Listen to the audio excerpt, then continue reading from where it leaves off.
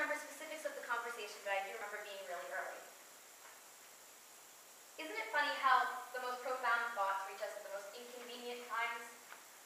I was standing in the hallway that divides the choir room from the auditorium, and it occurred to me that a lot of my favorite memories from over the years had taken place in that spot. I remember being a tiny, impressionable fourth grader, feeling very big and powerful, practicing my blocking. I was playing Gracie Chin in the 2007 Lower Moreland production of The Music Man, and for some reason I thought that made me really important.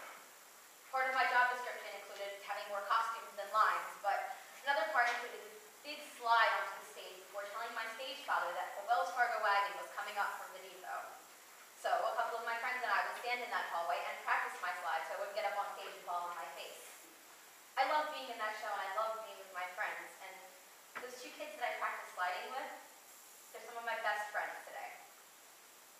I remember being in middle school, waiting in that hallway for unspecific choir concerts to begin, and talking to all my friends while trying to avoid being reprimanded by our director, whoever it was that year.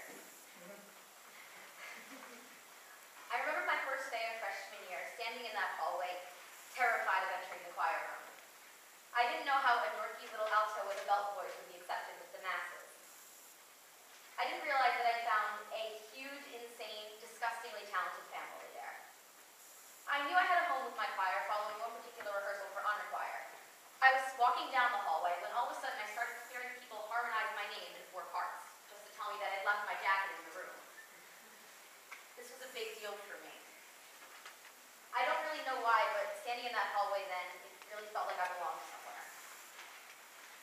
And I remember standing in that hallway waiting for my director to put up the cast list of Once Upon a Mattress, and the incredible feeling after finding out I'd been cast as Princess Wanted Thread the lead.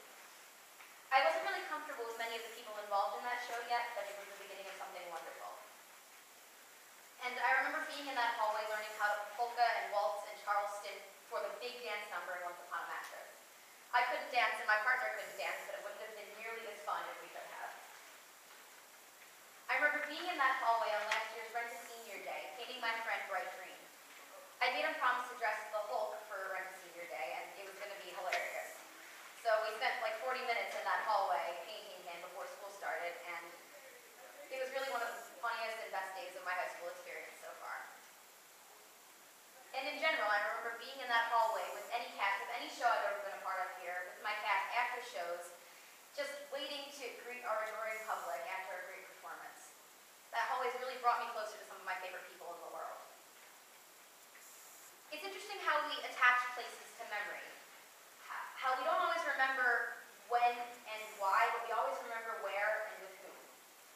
In that way, a place as mundane as the hallway next to the Lower Moreland High School auditorium can become legendary for someone. I could walk past a park bench, and to me that's just a park bench. To you, that could be where your husband proposed, or I could sit in your living room and think nothing of it while you remember your daughter's first steps and your son's first words. The things and places we remember say a lot about us and really help shape us as individuals. Maybe asking remember where would be more effective than asking remember when.